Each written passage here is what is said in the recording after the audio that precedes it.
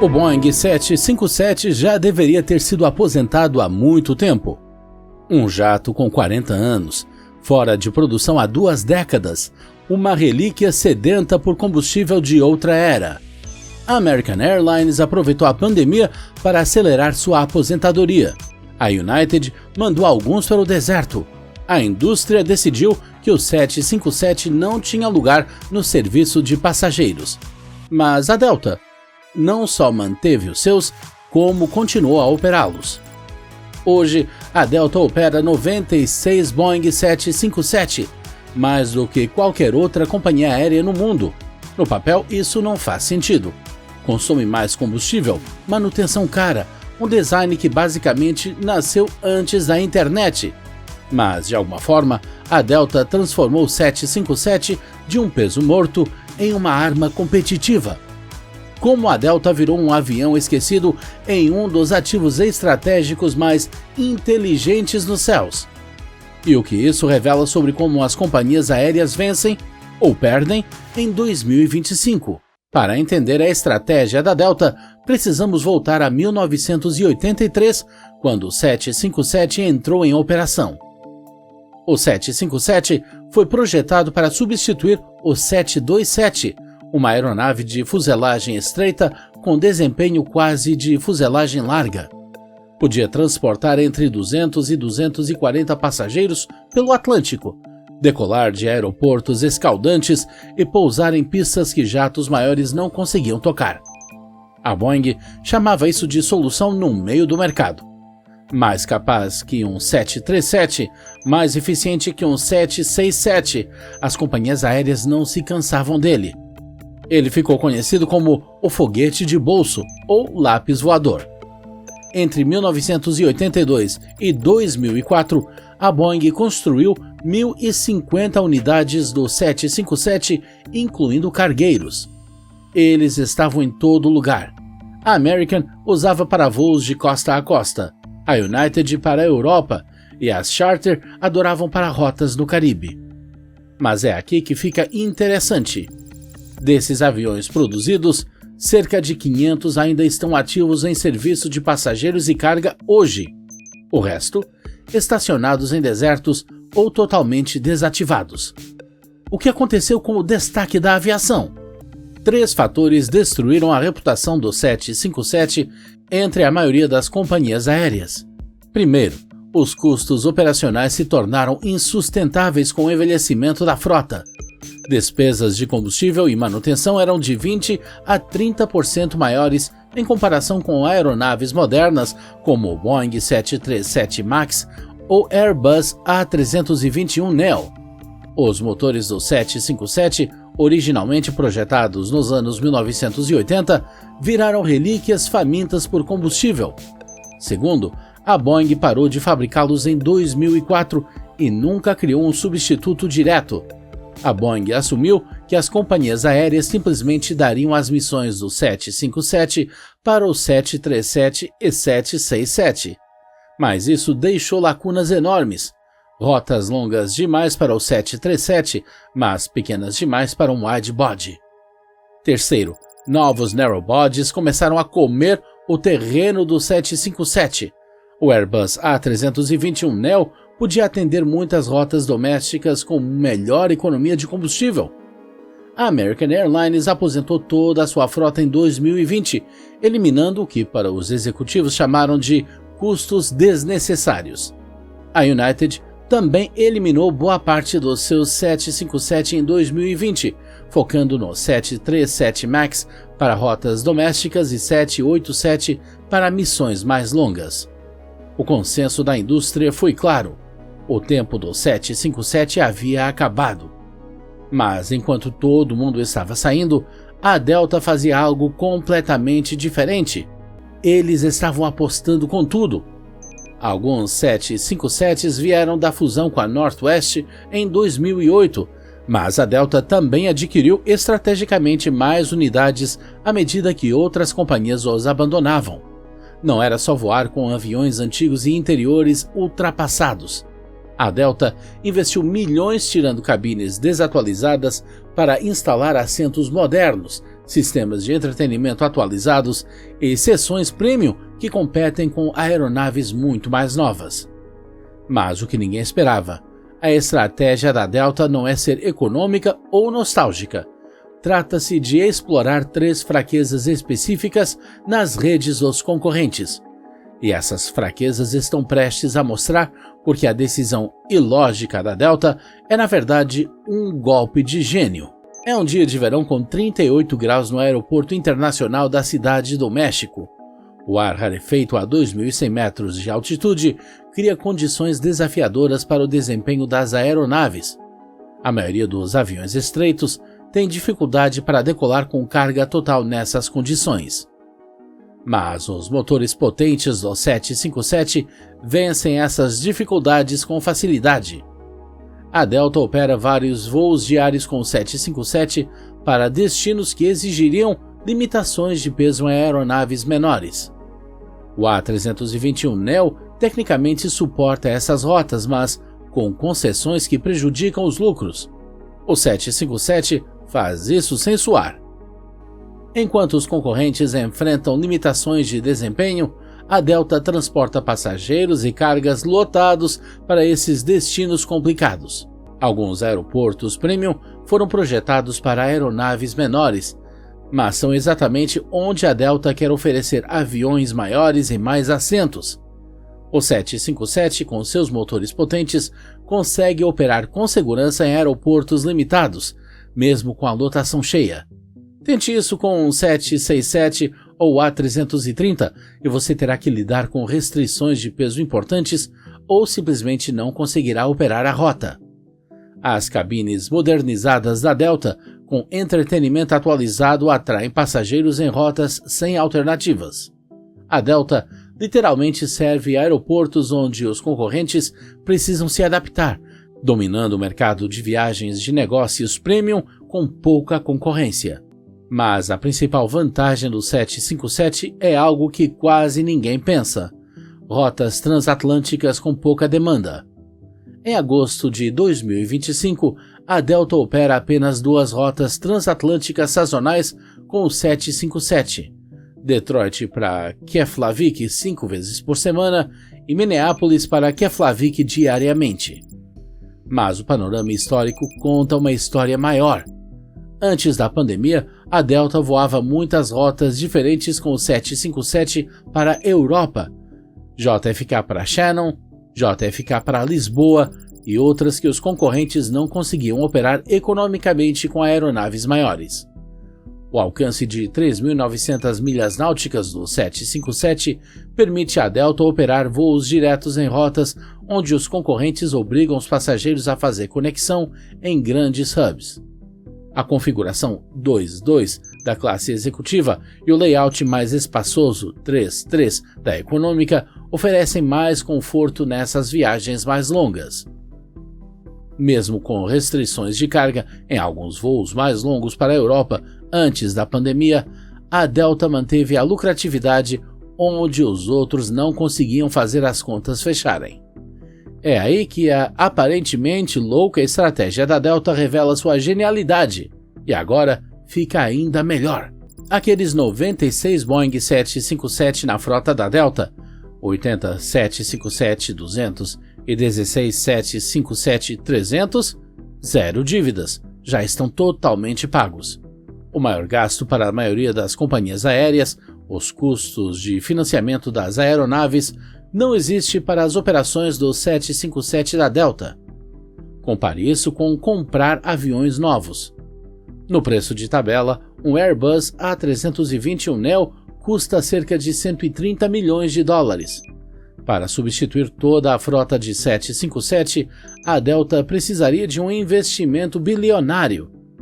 Mesmo com custos operacionais menores, o retorno levaria décadas. O custo por hora de voo do 757 é cerca de 15 a 20% maior que o do A321neo. Essa é uma barreira que a Delta precisa superar. Mas aqui é onde a mágica acontece. custos zero de financiamento e alta taxa de ocupação em rotas específicas geram mais receita diária por voo do que as alternativas dos concorrentes conseguem em trajetos diferentes. A Delta fez investimentos estratégicos para manter o 757 voando com eficiência. O resultado? Seus 757 continuam super confiáveis. A filosofia da Delta vai contra o que o mercado diz: manter os aviões voando enquanto forem lucrativos, independente do que falam sobre ter a frota mais nova. Eles aplicaram a mesma lógica com a enorme frota de 717. Fizemos um vídeo inteiro sobre isso. Mas espera, a Delta não poderia simplesmente comprar substitutos modernos como todo mundo? Aí que a história fica interessante. O A321neo tem capacidade de passageiro semelhante e um alcance decente, mas seus motores sofrem em ambientes quentes e de alta altitude. Também não consegue operar em pistas curtas, onde a Delta usa 757s para ganhar vantagem competitiva máxima. A família 737 MAX da Boeing nem chega perto.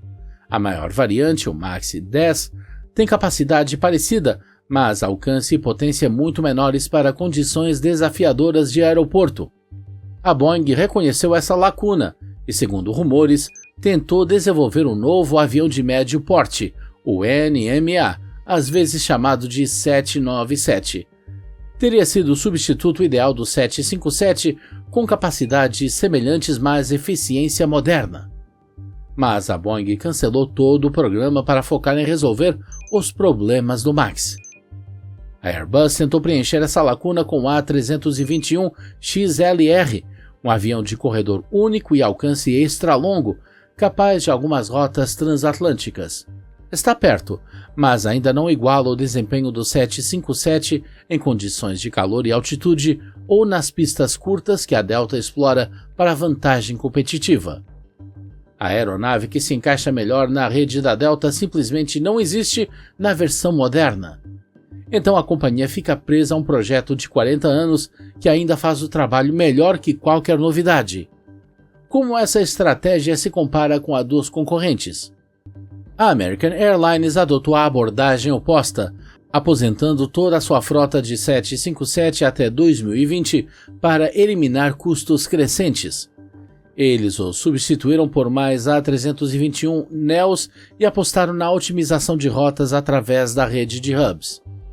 A aposentadoria precoce do 757 pela American resultou em perda de participação de mercado em rotas com pistas curtas, onde a Delta agora enfrenta menos concorrência com seus maiores 757. A United fez algo semelhante, descartando a maioria dos seus 757 e focando no 737 MAX para rotas domésticas e no 787 Dreamliners para voos mais longos. Essa estratégia da United forçou conexões em rotas transatlânticas pouco movimentadas que a Delta atende diretamente, aumentando a receita da Delta nesses mercados. Ambas as estratégias fazem total sentido se sua estrutura de rede for diferente da Delta. A American e a United montaram sistemas Hub and Spoke que direcionam passageiros eficientemente pelos principais pontos de conexão, reduzindo a necessidade de voos ponto a ponto em rotas marginais. Mas a rede da Delta, especialmente na costa leste, se beneficia de rotas mais diretas, aqueles trajetos pouco movimentados que os concorrentes abandonaram. A Delta os atende com lucro usando o 757, enquanto outros obrigam passageiros a fazer conexões em aeroportos hubs lotados. O resultado competitivo: a Delta captura passageiros que valorizam voo direto e cobra preços premium em rotas onde enfrenta pouca concorrência. Essa não é a primeira decisão contrária da Delta em relação à frota. Eles foram os que mais operaram os MD-88, MD-90 e Boeing 717, mantendo a família DC-9 voando muito depois de outras companhias aéreas os aposentarem. A abordagem da companhia é implacavelmente pragmática. Se um tipo de avião atende a malha de forma eficiente e rentável, continue operando, independentemente da idade ou das tendências do setor. A Delta não se importa em ter a frota mais nova para ostentar, se aeronaves mais antigas oferecem resultados financeiros melhores. Isso gera vantagens competitivas sustentáveis. Enquanto a American e United apostam tudo nos A321neos e 737 MAXs para eficiência, a Delta aproveita as capacidades únicas do 757 para atender rotas que os concorrentes simplesmente não conseguem igualar economicamente. Mas vamos ser sinceros, a estratégia da Delta com o 757 enfrenta desafios cada vez maiores. À medida que as aeronaves passam do seu tempo de vida original, a manutenção fica muito mais complicada e cara. A falta de peças vira um problema sério quando você opera aviões que saíram de produção há 2 décadas. Situações de aeronaves no solo, onde os aviões ficam presos nos aeroportos por falhas mecânicas, acontecem com muito mais frequência em frotas envelhecidas. Isso acaba gerando atraso nos horários e custos operacionais que podem sair do controle rapidinho. Além disso, aeronaves mais antigas enfrentam regulamentos cada vez mais rigorosos sobre emissões e ruído, o que pode ameaçar a estratégia da Delta. Os motores do 757, projetados na década de 1970, não atendem aos padrões ambientais mais recentes, que as aeronaves novas alcançam com facilidade. Alguns aeroportos já começaram a impor restrições de ruído que limitam quando os 757 podem operar. Os aeroportos europeus são principalmente rigorosos nesse aspecto. As regulamentações da UE, como Corsia e mandatos para combustíveis sustentáveis de aviação, podem aumentar os custos operacionais do 757, reduzindo a vantagem de custo da Delta se os preços do combustível dispararem. Mas o maior risco é econômico. Se os preços do combustível subirem dramaticamente ou as regulamentações ambientais se fortalecerem mais rápido do que o esperado, a desvantagem no custo operacional do 757 pode superar suas vantagens únicas, tornando toda a estratégia financeiramente inviável da noite para o dia. Qual será o futuro da rota 757 deles? A Delta não pretende voar com 757 para sempre, apesar do sucesso atual. A estratégia gradual de substituição foca no A321neo para a maioria das rotas. A Delta planeja aposentar o 757 até o final desta década, trocando-os pelo A321neo. O alcance do A321neo cobre algumas das antigas rotas transatlânticas do 757, mas fica atrás em desempenho em condições quentes e altas. O cancelamento do Boeing 797 deixa a Delta sem o substituto perfeito, o que pode criar lacunas na rede até os anos 2030. A versão A321XLR chega mais perto de igualar as capacidades transatlânticas do 757, oferecendo uma eficiência de combustível muito melhor. Então, deixo vocês com isso. O que parece ser um apego teimoso a aviões ultrapassados é, na verdade, uma lição de planejamento estratégico. A Delta identificou vantagens operacionais específicas que aeronaves mais novas não conseguiam replicar, e então dobrou a aposta em explorar essas vantagens para obter ganho competitivo. A companhia transformou a idade do 757 de uma aparente desvantagem em um ativo competitivo sustentável, ao eliminar os custos de financiamento, mantendo aqui uma utilidade operacional superior. O resultado estratégico: a Delta opera rotas lucrativas que os concorrentes não conseguem igualar economicamente. Atende a aeroportos desafiadores que outros evitam totalmente e mantém serviço direto, onde rivais obrigam os passageiros a passar por conexões em hubs. Antes de ir, o algoritmo do YouTube acha que você vai gostar do próximo vídeo, então, por que não conferir?